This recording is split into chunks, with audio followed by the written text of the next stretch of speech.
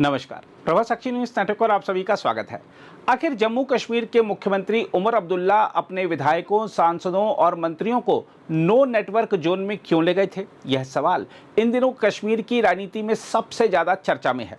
दाचीगाम राष्ट्रीय उद्यान में हुई यह गोपनीय बैठक केवल सरकार के कामकाज की समीक्षा भर नहीं थी, बल्कि नेशनल कॉन्फ्रेंस के भीतर बढ़ते असंतोष, राज्य का दर्जा बहाल होने में हो रही देरी और राजनीतिक अधिकारों को लेकर गहराती बेचैनी पर मंथन की कोशिश थी।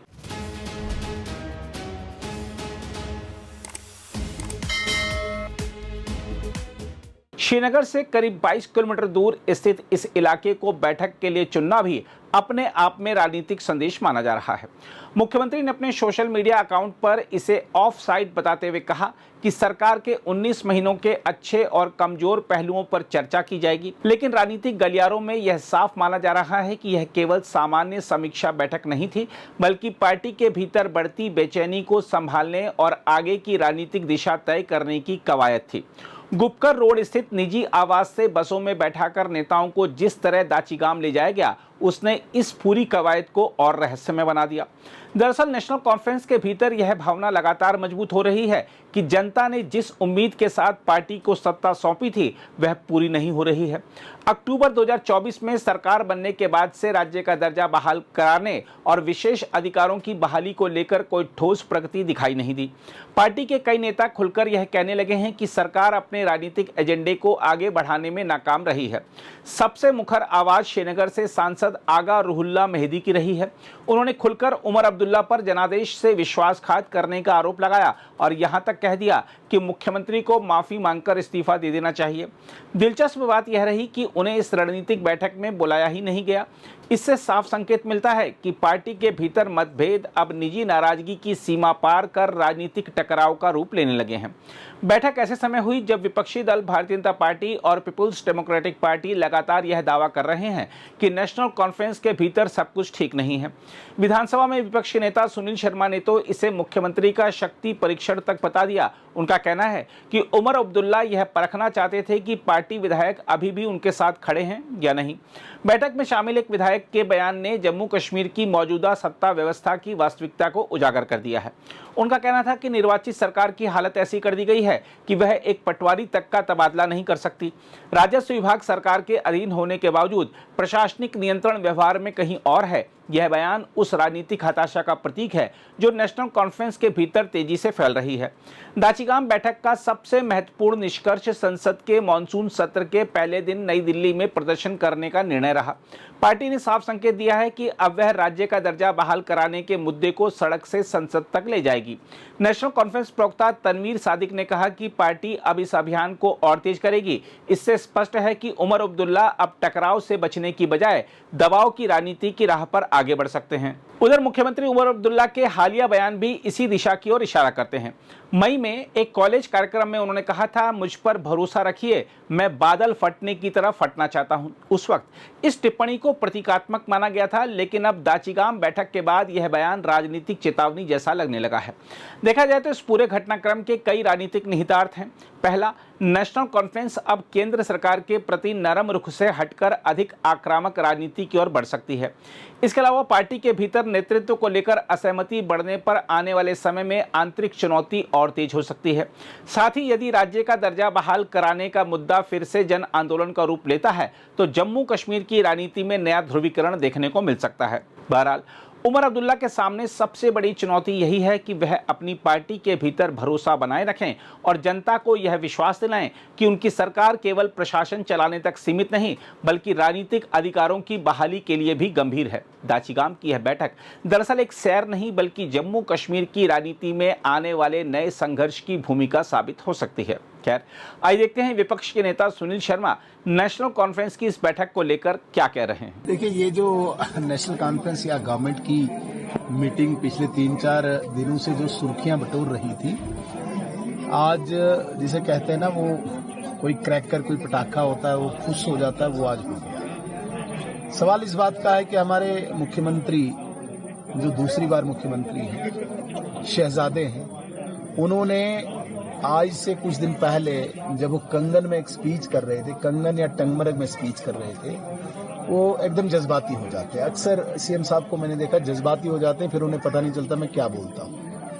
पीछे भी अगर मैं थोड़ा सा जाऊं तो कभी वो जज्बाती होकर बोल रहे थे मैं चुनाव नहीं लड़ूंगा, कभी जज्बाती होकर बोल रहे थे मैं मीटर दरिया में फेंक दूंगा। चुनाव भी लड़ा, मीटर भी लगाए। तो टंगमरग में उन्होंने कहा कि मैं बॉम्बशेल गिराऊंगा, मैं क्लाउड बर्स्ट गिराऊंगा। उससे ये मीटिंग बहुत ज्यादा सुर्खियां ले गई। लेकिन मैंने पहले ही दिन स्पष्ट कर दिया था, उमर अब्दुल्ला साहब अगर आप में गैरत है तो ये छोटे छोटे बच्चों की बातें नहीं करें। आप किसी नर्सरी स्कूल के बच्चे नहीं हैं, कॉलेज के बच्चे नहीं हैं। आप मुख्यमंत्री हैं, आपके मुख से वो बातें निकलनी चाहिए जो एक जिम्मेदार व्यक्ति के मुंह से निकलती है। क्या बॉम्बशेल गिराऊंगा? और आज जो इन्होंने पिक्चर्स अपलोड की है, मुझे ताज्जुब हो रहा है। पिकनिक जा रहे हैं, कोई कैप लगा के, कोई मफलर डाल के है। ये लोगों की बेबूदी की बात करेंगे वहां पे? ये घूमने चले पिकनिक। और मैंने कल कहा है एक पिकनिक स्पॉट पे फ्लोर टेस्ट था। उमर अब्दुल्ला साहब ने अपने एमएलए गिने, इंडिपेंडेंट्स गिने, मेरे साथ है नहीं है। और आइंदा भी ये फ्लोर टेस्ट चलता रहेगा। बदकिस्मती है जम्मू कश्मीर के लोगों की। जिस सरकार से बिजली, पानी, सड़क, स्कूल, अस्पताल की उम्मीदें थी, वो आज पिकनिक मना रहे हैं और अपने फ्लोर टेस्ट में गवर्नेंस को शो कर रहे हैं। ये बदकिस्मती। देखिए, आगा रहुल्ला साहब हो या मियां अल्ताफ साहब हो, कम्युनिटी को रिप्रेजेंट करते हैं और उनके पीछे इसमें कोई शक नहीं, मासेस के वो हैं लीडर। जिन एमपी साहब की इधर की बात कर रहे हैं तो वो तो 2014 से संन्यास पे हैं। अब किस कारण उनको एमएलसी एमपी बनाया जाता है वो आप बेहतर समझते हैं। उनका उधर जाना न जाना कितना अहमियत रखता है ये आप सारे अच्छी तरह समझते हैं। लेकिन जो इनके कम्युनिटी लीडर्स हैं वो क्यों नहीं गए, वो पार्टी की अंदर की बातें हैं। लेकिन इससे हटके अगर मैं बात कहूं, सरकार बहुत लंबी चलने वाली नहीं है। सरकार गिरेगी गिरेगी गिरेगी। दिल्ली में जाकर अब धरना देने जा रहे हैं नेशनल कॉन्फ्रेंस के लोग। जो मॉनसून सेशन शुरू होगा तब वो धरना देंगे, तो कैसे देखते हैं आप उस धरने को, स्टेटहुड को लेकर? और टोटल ड्रामा, थेट्रिक्स। कश्मीर एक थिएटर है और दो परिवारों के ये थेट्रिक्स कर रहे हैं दो परिवार। क्या कौन मानेगा इनका धरना? कौन मानेगा? किस चीज का धरना? क्या मांग रहे हैं ये जरा बताएं, क्या मांगना चाहते हैं? स्टेट और जो अरे तो स्टेट तो बीजेपी का एजेंडा है। इन्होंने तो कभी स्टेट नहीं बोला ना। इन्होंने तो कभी 370 का ख्वाब दिखाया, कभी लाल ये नमक, पाकिस्तानी नमक, और कभी सब्ज रुमाल दिखाया। स्टेटहुड तो बीजेपी देखी, ये डाइवर्ट करना चाहते हैं। इनके अगेंस्ट जो एंगर है जम्मू कश्मीर में, उस एंगर को डाइवर्ट करना चाहते हैं। धरना देंगे, दीजिए धरना, फिर क्या होगा उस धरने से? हमने तो क्लियर कहा है, जब तक जम्मू कश्मीर में हर बाशिंदा सेफ होगा तब तक स्टेट नहीं आएगी। स्टेट इसलिए नहीं देंगे नेशनल कॉन्फ्रेंस को कि वो यहाँ पे कश्मीरी नौजवानों पे गोलियां चलाए, ओपीएस से लगाए। पिछले 1.5 साल से इतनी बड़ी उपलब्धि भारत सरकार की है कि अगर हम 22 रन के इंसिडेंट को माइनस करते हैं तो एक भी सिविल किलिंग कहीं पे नहीं हुई है। और इससे बड़ी उपलब्धि जो लोग मुझे लगता है कि एहसास नहीं कर रहे हैं, पिछले 36 सालों के इस इतिहास में पहली बार 2025 और 2026 ऐसे साल निकले जब कोई लोकल टेररिस्ट ही नहीं बना। कश्मीर का कोई नौजवान आतंकवादी बन नहीं रहा है। लेकिन ये दोनों परिवार डेस्परेट हैं कि कैसे वही खून की होली यहाँ पे खेली जाए। ये लोग, इन लोगों को रिजेक्ट कर लिया है कश्मीर की जनता ने। मैं आपको सच्चाई कहता हूँ, मुझे सिर्फ अपोजिशन के नाते अपोजिशन करने की आवश्यकता नहीं है, ग्राउंड की सिचुएशन बताता हूँ। मैं दावे के साथ कहता हूँ, अगर इस वक्त चुनाव होता है, नेशनल कॉन्फ्रेंस को 2 डिजिट क्रॉस करना मुश्किल होगा। अभी जबरदस्ती चल रहे हैं अपने पर्क्स प्रिविलेजेस के लिए, मिनिस्टर्स ऐश कर रहे हैं, करप्शन कर रहे हैं, भ्रष्टाचार उरूज पे, उसमें मशगूल है। इसके अलावा नेशनल कॉन्फ्रेंस के पास राज्यसभा इलेक्शन के बाद फिर से एक बार कांग्रेस को जो है वो नकारा गया है नेशनल कॉन्फ्रेंस की तरफ से। उनको इन्विटेशन। जम्मू कश्मीर में कांग्रेस कभी इंडिपेंडेंट पार्टी रही नहीं, उसका अपना वजूद कभी रहा ही नहीं। आप जम्मू कश्मीर की राजनीतिक तारीख पढ़ें, यहाँ पे सारे एमएलए जो कांग्रेस के थे वो हवाला कर दिए गए थे शेख मोहम्मद अब्दुल्ला को। तो कांग्रेस अपनी पार्टी कोई अपने नाम पे, अपनी आइडेंटिटी पे थोड़ी है। कांग्रेस एक प्रॉक्सी पार्टी है नेशनल कॉन्फ्रेंस की, और कांग्रेस का डिसीजन अब्दुल्ला परिवार के किचन में होता है। आपने देखा होगा 2024 के जो असेंबली के इलेक्शन थे, राहुल गांधी साहब और उमर अब्दुल्ला साहब ने डिसाइड किया। हालांकि कोशिश की कांग्रेस ने कि हम 10-12 सीटें मांगे, उन्होंने कहा नहीं, अब्दुल्ला परिवार का हुक्म की 6 सीटों पे ही आपको संतुष्ट होना पड़ेगा, तो 6 ही सीटों पे वो निकले।